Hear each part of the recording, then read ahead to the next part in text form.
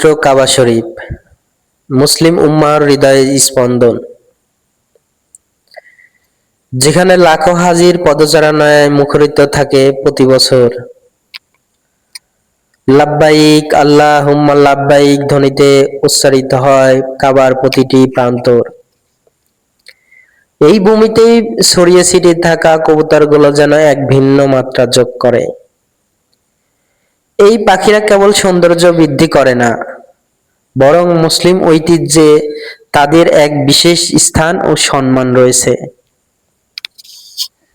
কেন তাদের সম্মান দেওয়া হয়, সম্মানের কারণ কি? কাবা শরীফের আশেপাশে কবুতরদের অবাধ বিচরণ দেখে অনেকেই মুগ্ধ হন। এই কবুতরগুলোর প্রতি মুসলমানদের এক বিশেষ শ্রদ্ধাবোধ রয়েছে। এর কারণ নিরাপত্তা ও আশ্রয়। কাবা শরীফ ও তার আশেপাশের এলাকাকে হারাম শরীফ বলা হয়, যা একটি নিরাপদ ও পবিত্র স্থান। এই স্থানে সকল প্রকার জীবজন্তুর নিরাপত্তা নিশ্চিত করা হয়। তাই কবুতরগুলো এখানে নির্ভয়ে বিচরণ করতে পারে, যা তাদের প্রতি মানুষের শ্রদ্ধা ও ভালোবাসাকে আরো বাড়িয়ে তোলে। ইসলামিকভাবে ঐতিহাসিক গুরুত্ব রয়েছে। বিভিন্ন ইসলামিক বর্ণনা অনুযায়ী মহানবী হযরত মুহাম্মদ সাল্লাল্লাহু আলাইহি সাল্লাম হিজরতের সময় গুহার মুখে কবুতর বাসা বেঁধেছিল, যা শত্রুদের চোখ ফাঁকি দিতে সাহায্য করেছিল। যদিও এই ঘটনা সরাসরি কাবা শরীফের সাথে সম্পর্কিত নয়, তবে কবুতরের প্রতি এক ধরনের প্রচ্ছন্ন সম্মানের ভাব এই ধরনের বর্ণনা থেকে সৃষ্টি হয়েছে। কবুতর সাধারণত শান্তি ও পবিত্রতার প্রতীক হিসেবে বিবেচিত হয়। কাবা শরীফের পবিত্র পরিবেশে এই পাখিদের উপস্থিতি যেন শান্তি ও আধ্যাত্মিকতার এক বার্তা বহন করে।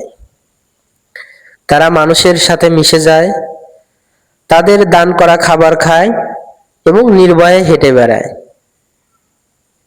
এটি এক অসাধারণ দৃশ্যের সৃষ্টি করে, যা বিশ্ববাসীদের মনকে প্রশান্তিতে ভরিয়ে তোলে। সকল জীব আল্লাহর সৃষ্টি। কাবা শরীফের পবিত্র ভূমিতে এই কবুতরগুলোর অবাধ বিচরণ আল্লাহর সৃষ্টির প্রতি আমাদের গভীর শ্রদ্ধাবোধকে স্মরণ করিয়ে দেয়।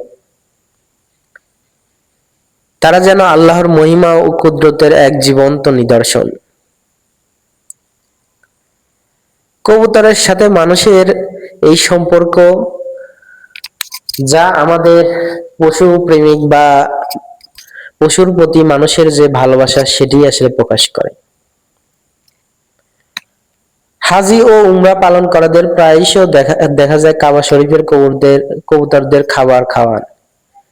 এটি তাদের জন্য আনন্দদায়ক অভিজ্ঞতা। এই কবুতরগুলো মানুষের প্রতি এতটাই অভ্যস্ত যে তারা হাত থেকে খাবার গ্রহণ করে। এই দৃশ্যগুলো কাবা শরীফের আধ্যাত্মিক পরিবেশকে আরো প্রশান্ত করে তোলে। কাবা শরীফের এই কবুতরগুলো শুধু কবুতরই নয়, তারা যেন আল্লাহর ঘরের এক অবিচ্ছেদ্য অংশ, যারা নীরব সাক্ষী হয়ে দাঁড়িয়ে আছে শত বছরের ইতিহাস, লাখো মানুষের ইবাদতের, এবং তাদের উপস্থিতি এই পবিত্র স্থানের সৌন্দর্য আধ্যাত্মিকতাকে আরো বাড়িয়ে তোলে।